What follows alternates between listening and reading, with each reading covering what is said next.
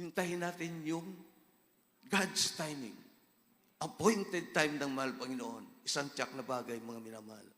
At sabi po ng Bible, in God's timing will never diminish your blessing. Amen!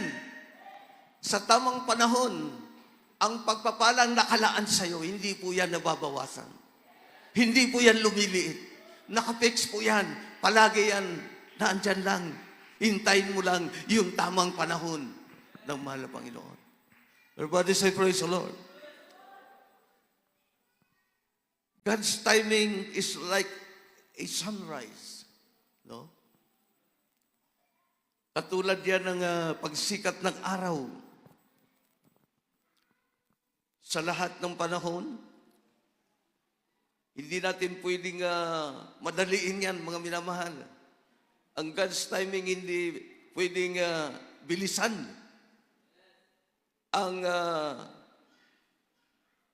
Hindi pwedeng bilisan, pangunahan ang mahal na Panginoon.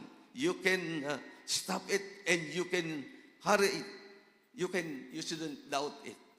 Alam niyo mga minamahal, pag pinag-aralan mo yung Bible at ang salita ng mahal Panginoon, napakagandang pag-usapan, basahin. Napakadaming halimbawa sa Bible, no? Sa Bible, napakaraming halimbawa na nagantay po sa kalooban ng mahal Panginoon. Everybody say, praise the Lord.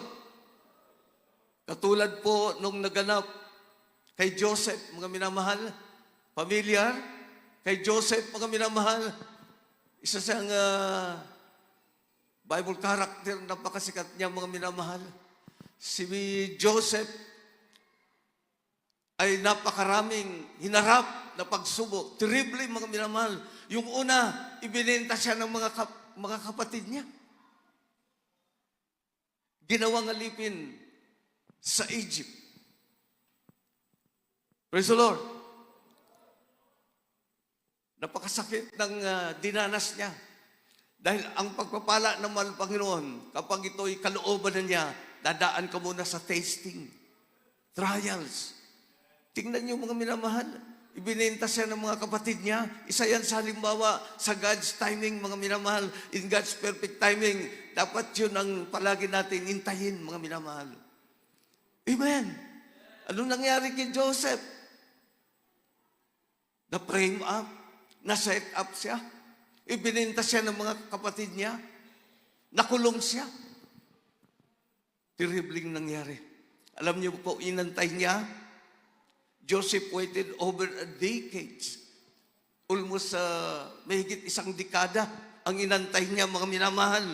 Siya naging slavery, imprisonment before becoming Egypt ruler. Naging yung mataas pa sa senador. Isipin niyo mga, ginawa siyang the highest position sa Egypt. Ginawa siyang ruler. Bakit, mga minamahal? Nagantay siya sa kalooban ng Diyos almost 10 taon. Kaya sa pinagpala, palapakan natin ng mahal Panginoon.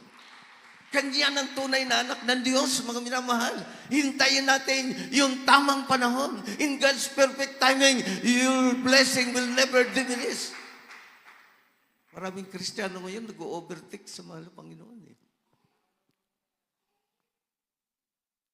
Amen. Yung David's coronation, isa yan sa halimbawa, mga minamahal, in God's perfect timing. Anong nangyari, mga minamahal? Sa 2 Samuel chapter 5, anong nangyari kay David? Si David po kasi, napakalapit ng puso niya sa mahal na Panginoon. Ang bawat plano niya, ang bawat naisin niya, ang lahat ng iniisip niya, bago niya isagawa, ini-inquire muna niya ang mahal na Panginoon. Para hindi siya magkamali. Kaya nga naging sikat siya, naging popular, naging kilala sa buong mundo na hari. Dahil sa kanyang pag-ibig sa mahal na Panginoon, yung David coronation, mga minamahal, mababasa natin yan sa 2 Samuel chapter 5. David's anointed as a young man. David waited about 15 years. O, tingnan niyo po, gaano katagal ang inantay ng mahal na Panginoon, ni David. 15 years bago siya naging hari. Palapakan natin ang mahal na Panginoon. 15 years to become king, using the time for character development and to learn to depend entirely on God rather than himself. Oh? Gaano? Yun yung mga halimbawa na dapat natin sundan. Amen! Lalo na po yung ginawa ni Haring David. Napakagaling, mga minamahal. Palapakan muna natin malakas sa mahal Panginoon. Basta tandaan po natin, mga minamahal, in God's perfect timing, ang Diyos po, hindi po yan nalilate. Amen? His timing often works through season of waiting to prepare us, not to punish us. Yan po ang God's is never late. Ang Diyos talaga, hindi po yan nalilate. Amen. Amen. Kaya mga minamahal, itong topic natin ngayon, marami po itong matatamaan. Dahil marami akong alam na Kristiyano, nagmamadali. Sabi ko, wag, hintayin natin yung, sabi ng Bible, sa tamang panahon, ang kalooban ng Diyos magaganap. Knowing and doing the will of God, it is the greatest achievement on earth. Amen. Kaya pag inalam mo yung salita ng Diyos at ito'y sinunod mo, ikaw na yung pinakadakila, dakilang nakamit. Ikaw ay mayroong dakilang nakamit sa mundong ito. Palapakan natin ng mahal Panginoon. Marami po mga example sa Bible. The manna provision sa Joshua. God's provided manna for 40 years, but it stopped exactly when the Israelite could eat from the produce of the promised land. Yan mga minamahal yung mga example na sila'y nagantay sa kalooban ng Diyos. Palakpakan natin ng mahal Panginoon. Napakahalaga mga minamahal na masunod natin yung kalooban ng Diyos. Bakit mga minamahal? Hindi na po tayong masusunod. Ngayon, ang Diyos na. Eh kapag ikaw pa rin ang nasusunod, hindi ikaw pa rin ang Panginoon ng sarili mo. Amen? Tingnan niyo po yung nangyari sa mga Israelite.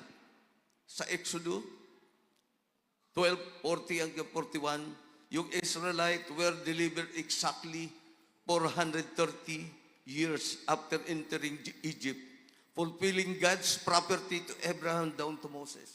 Mga minamahal, tingnan mo yung inantay ng mga Israelite, napakatagal. Yung manna provision, 40 years, ipinrovide ng mahal Panginoon. Napakatagal. Pero, sinunod dyan ng mga Israelite. Amen.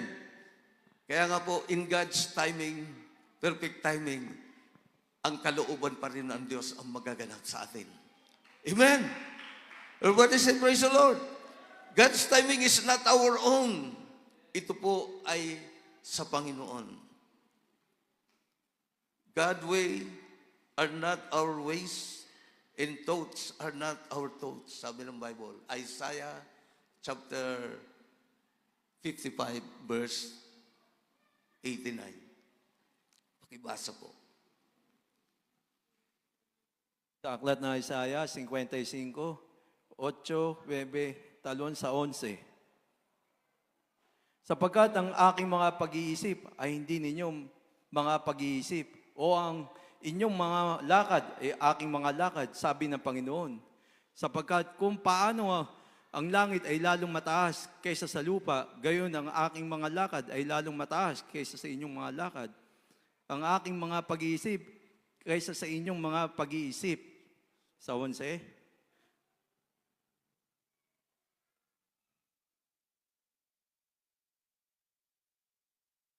Magiging gayon ang aking salita na lumalabas sa bibig ko, hindi babalik sa akin na walang bunga, kundi gaganap ng kinalulugdan ko at giginhawa sa bagay na aking pinagsusuguan. Palakpakan natin ng malakas sa mahal ng Panginoon. Amen. Sabi ng ating nabasa, God's ways is higher and grander than our own. Yung kaisipan ng Diyos ay hindi natin kaisipan. Ang paraan ng Diyos, hindi po natin paraan yan. Amen. Napakalalim po mga minamahal. Hindi ko halos matarok yung ibig sabihin ng mahal ng Panginoon. Pero mga minamahal, ang sabi ng Bible, so trust God today. Pagtiwalaan natin ang mahal ng Panginoon with the timing in your life. Palapakan natin ang malakas sa mahal ng Panginoon. Sa Ecclesiastes, mga minamahal, chapter 3, verse 1, then talon sa 11. Ano po ang sinasabi, mga minamahal? Basahin natin.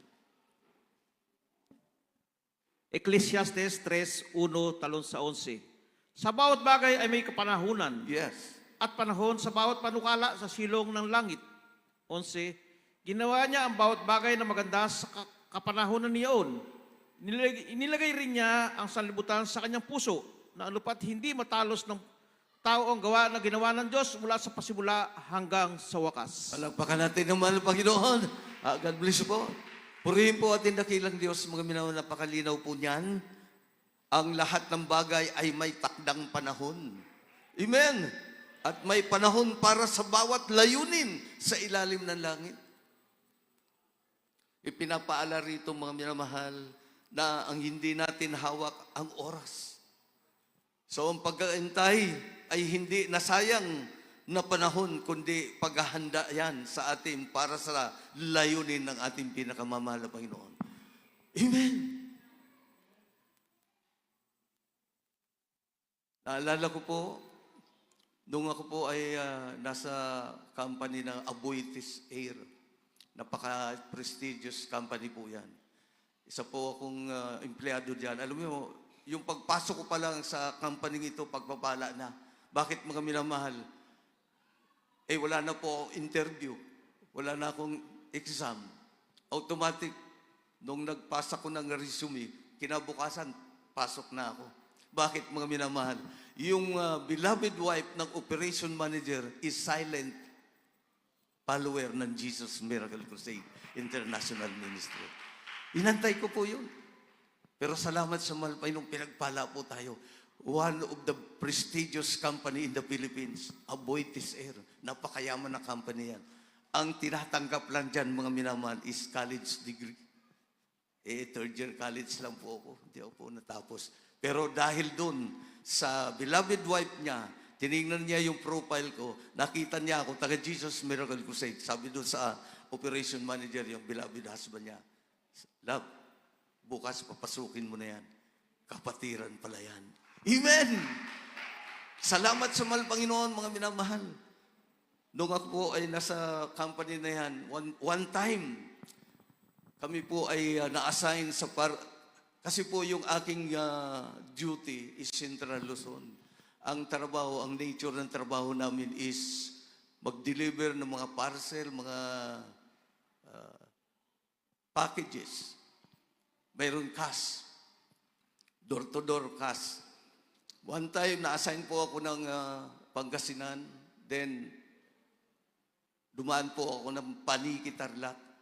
Mga minamahal. Yung daan na dinaanan namin, hindi namin alam, mayroon palang curve doon masyado. Yung masyadong curve. Alam niyo mga minamahal, yung aking kasamang laborer, isa pong celebrity, artista po siya. Siya po ay dumudouble sa mga big time na artista. Artista po siya. So, siya yung linagay sa akin na parang painante, helper. Isang araw, mga minamahal, pagdating namin doon sa, galing kami ng Paniki, going to Paniki, Tarlac. Isang lugar doon na masyadong curve yung kalsada. Itong aking kasamang penante, nagpumilit siya. Sabi ko, hindi ka pa pwede, bawal eh. Pinilit niya po ako.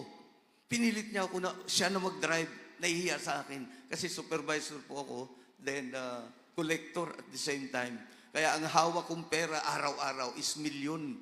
So kinakabahan po ako nung parati. Pero dahil nga sa salita ng mahal Panginoon na napapakinggan ko sa ating dearly beloved parents in the Lord, lumalakas yung loob ko.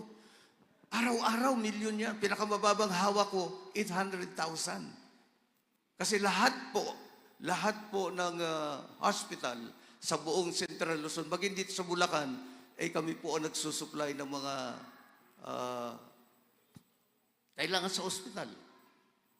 Alam natin yun. Gamot, vitamins, lahat. Kami po ang nagsusupply. Kinukuha ko po yan sa Mandaluyong. So, one time, galing kami ng Kamiling, papunta kami ng Paniki, inagaw niya yung manibela sa akin. Sobrang makulit. So, binigay ko. Hindi ko alam, may layunin pala ang Diyos. Bakit binigay ko? Alam niyo mga minamahal, pagdating namin sa Paniki, papasok ng Paniki, isang napaka-curve na daan, nakarekta po yung aking kasamang penalty. Hindi pa masyadong magaling mag-drive. Sabi ko, hindi pa panahon para mag-drive ka. Alam niyo mga minamahal, nangyari sa amin, yung aming close madadala, 2 gulong na lang ang lumalakad. Talaga aksidente ng mga minamahal. 2 gulong na lang, nakatagilid eh. Nakatagilid. Yung mga kasalubong namin, kasi pumunta kami sa another lane, hindi na dito sa right lane, napunta na kami ng kaliwa. Yung mga kasalubong namin ng mga sasakyan, ay binabato na kami, minumura. Dahil mababangga na namin sila. Alam niyo mga minamahal, pag sigaw ko ng 3 times, Hallelujah, praise the Lord, Hallelujah, praise the Lord, Hallelujah, praise the Lord, ingatan mo kami, mahal Panginoon, nakatagilid na kami.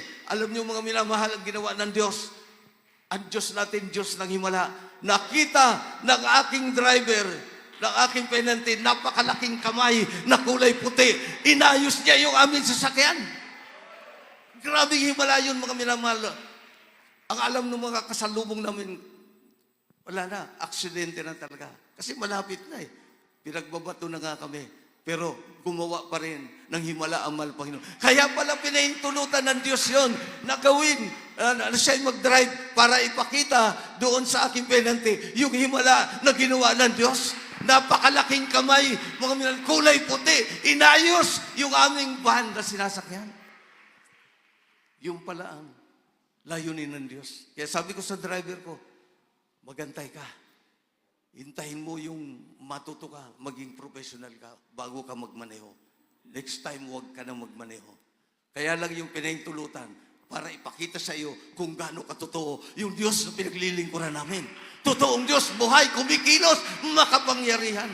Isipin niyo mga minamahal, nakatagilid na. Aksidente na talaga yun. Pero naandun yung habag at dakilang pag-iingat ng mahal Panginoon. Kaya napakabuti ng Diyos, mga minamahal. Lahat magsabing, praise the Lord. Sabi natin nabasa, God a perfect season for your life. Yung Ecclesiastes chapter 3 verse 1. Talo sa 11. Amen. Mayroon po siyang perfect season for your life. Ang ating mahal Panginoon. Lahat magsabing, praise the Lord. Mga minamahal, ang God's timing is always perfect yan. Amen. Basahin natin. 2 Pedro 3:8. Ano po ang sinasabi?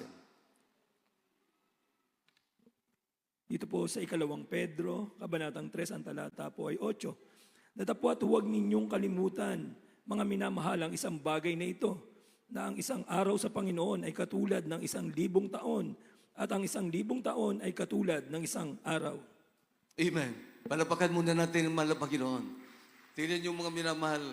Kung iisipin mo, kaya nga tayo ngayon, we are living in last hour na tayo. Kasi tingnan nyo po, ang sabi ng Bible natin, nabasa, ang 1,000 taon sa atin, 1 araw lang sa mahal na Panginoon. Amen. Kaya mag-ingat po tayo ngayon. Be careful, mga minamahal. Be vigilant, be sober. Lagi tayong nakahanda. Kaya itong ating pinag-aaralan ngayon, mga minamahal, may kinalaman ito sa ating panahon ngayon.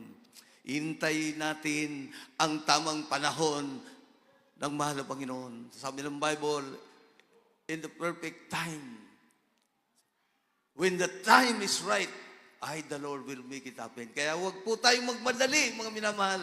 Yung mga minamahal natin kapatiran na kabataan, kung kayo ay may plano or may pangarap kayo. Kasi marami ngayon nagbabayad na consequences doon sa mga kabataan na nagmadali. Marami po akong alam dyan na hindi nila inantay yung God's time. Nagsama, dati nag-aaral, nagtatrabaho, ngayon ito na, nagsama, nawala sa panahon, wala sa timing. Ngayon, hinaharap nila yung consequences. Sayang. Kaya nga natin pinag-aaralan ito para hindi na po tayo ay magaya sa mga nauna. Amen? Lahat mo sabi, praise the Lord. So, ang lahat ng maganda sa takdang panahon. Amen. Ecclesiastes chapter 3 verse 11, buksan natin. Nabasa na natin kanina. Okay. So, yan po mga minamahal, maaring hindi natin naiintindihan ang sitwasyon ngayon. Amen. Kasi maraming kabataan ngayon masyadong agresibo. Amen. Meron akong nasalubong. Kabataan, naka-uniform. Huwag po masaktan. Totoo lamang po tayo. Ang Diyos sa pinaglilingkuran natin is a God of order. Naka-uniform, nasalubong ko sa SM. May kahawak-hawak, naka-holding hands. Nakapuruntog, naka-short, puro tato. May hikaw pa. Samantalang siya ay naka-uniform. Oh my God, hallelujah. Hindi inantay yung tamang panahon. Nagmadali. Nag-overtake sa mahal Panginoon o anong consequences na inarap niya. Nagbabayad sila ngayon. Kaya mga minamahal, be careful. Yung pong uniform ng beloved choirs, maging children's, adults, singles, and youth. Jesus' finest generation choir, yung uniform is symbolizes authority. Igalang po natin yan. Huwag natin kalagkarin kung saan-saan. Amen.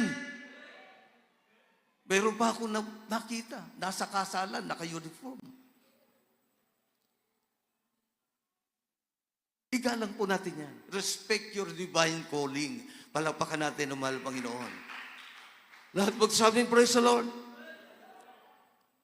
Kaya mga minamahal, ang pag-aantay ay nagpapatatag ng pananampalataya. Yung waiting. Alam niyo mga minamahal, yung salitang pag-aantay, napakahalaga niyan mga minamahal. Amen. Can you say praise the Lord?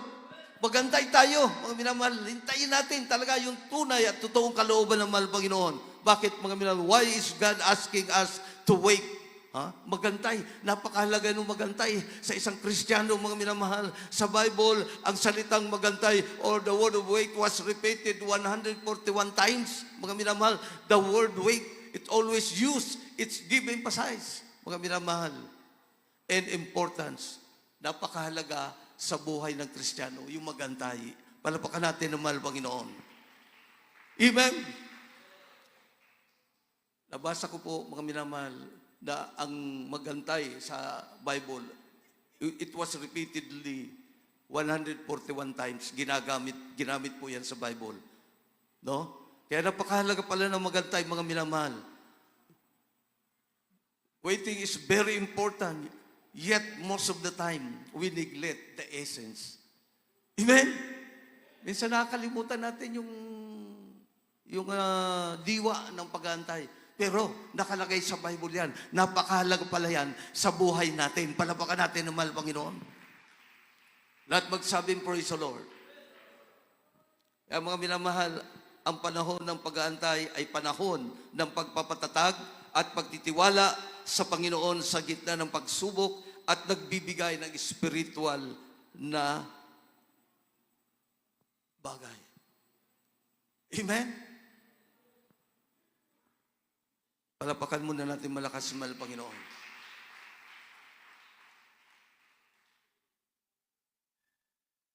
Lahat magsabing praise the Lord.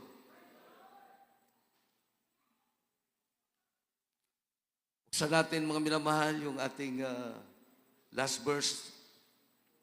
Ito muna pong Isaiah 40, chapter 40, verse 31. Ano pong sinasabi mga minamahal? Sabi ng Bible, ang paghihintay ay nagpapatatag ng pananampalataya. Isaiah 40, 31. Ngunit sila nangaghintay sa Panginoon ay mga babagong lakas. Sila ay pailang lang na may mga pakpak na parang mga agila. Sila ay magsisitakbo at hindi mga papapagod. Sila ay magsisilakad at hindi mga hihina. Amen. Amen. Lahat magsabi, praise the Lord. Tingnan yung mga sasakyan, wala ka naman lisensya, hindi ka naman marunong mag-drive, naiingit ka lang. Amen. So, mga minamahal, intayin natin yung perfect time ng mahal Panginoon. Palapakan natin ng mahal Panginoon. Kaya napakahalaga yung magantay sapagkat ang pangitain ay sa anumang takda, sa anumang panahong takda at nagmamadali sa pagkatapos at hindi nagbubulaan. Bagamat nagluluwat ay hintayin mo sapagkat walang pagsalang darating yan sa iyo. Palapakan natin malakas sa mahal Panginoon. Hintayin lang natin mga minamahal, huwag natin i-overtake ang mahal Panginoon. Sa bawat pangangailangan natin, bawat desires ng puso mo, bawat pangarap mo, lahat ng prayer request mo, ang Diyos naririnig yan. Alam ng Diyos yan. Pero mga minamahal, pag hindi ikabubuti mo, hindi ka sasagutin ng mahal Panginoon. Amen. Pero pag yan naukol sa'yo, yes. Pag mayroon naman kang hinihiling na hindi pa panahon, magantay ka lang. Amen. Kaya nga, sabi ng mahal Panginoon, inutusan tayo ng mahal Panginoon na magantay. Ha? Sabi ng Lamentation, mga minamahal, kung ating mababasa, pero huwag na nating basahin. Lamentation 3:25-26, maging sa Psalms 31:19. He wants us to enjoy this waiting season. Yan ang sabi ng mahal Panginoon, tinong napakabuti ng Diyos. Amen? So very important talaga yung pagantay, mga minamahal. So anong dahilan, anong layunin ng Diyos? Ano ba ang layunin ng Diyos? Bakit inahiling sa atin na magantay lang tayo, mga minamahal? God doesn't want you to just sit down and relax. He wants us to be productive and purposeful where we are waiting. Amen. Maging purposeful tayo, maging productive tayo, mga minamahal, habang nag-aantay tayo sa mahal na Panginoon. Amen! Can you say praise the Lord? Yung exhortation kanina, mga minamahal, tungkol po sa darating na anniversary natin. Challenge sa atin lahat yun. Kailangan maging productive tayo, purposeful, mga minamahal. Can you say praise the Lord? Last verse, Jeremiah 29:11. Inihiling ko na po sa ating mga beloved singers na kindly po. Praise the Lord. Punta na Dito tayo po sa sa, unahan. praise the Lord. Dito po sa aklat ni Propeta Jeremias, kabanatang 29, ang talata po ay 11. Sapagkat nalalaman ko ang mga pag-iisip na aking iniisip sa inyo, sabi ng Panginoon, ang pag-iisip tungkol sa kapayapaan at hindi tungkol sa kasamaan, upang bigyan kayo ng pag-asa sa inyong huling wakas. Amen. Lahat magsabi, praise the Lord. Malakas na palakpak ibigay natin sa mahal Panginoon. Praise the Lord, praise the Lord. Ang sabi mga minamahal, sapagkat alam ko ang aking mga plano para sa iyo. Sabi ng Panginoon, mga plano para sa inyong ikabubuti at hindi sa inyong kasamaan upang bigyan kayo ng kinabukasan at pag-asa, mga minamahal. Amen. Napakaganda ng mga sinabi ng mahal Panginoon. Ang pagpapakumbaba ay ang pagtanggap na ang plano ng Diyos ay mas mainam kaysa ating sariling plano. Amen? Amen? Magantay lamang ng may pag-asa, hindi ng may takot. Panapakan natin ng malakas sa mahal Panginoon. Huwag panghinaan ng loob kung hindi pa dumating ang sagot. Ang bawat pagkaantala or delay, mga minamahal, ay hindi nangahulugan pagtanggi o dinala ng Diyos, mga minamahal. Magtiwala ka lang, ang kanyang perfect timing ay laging nagre-resulta ng pinakamagandang biyaya sa bawat isa sa atin. Lahat magsabi, praise the Lord. Amen. Tayo tumayo, mga minamahal, awitan natin.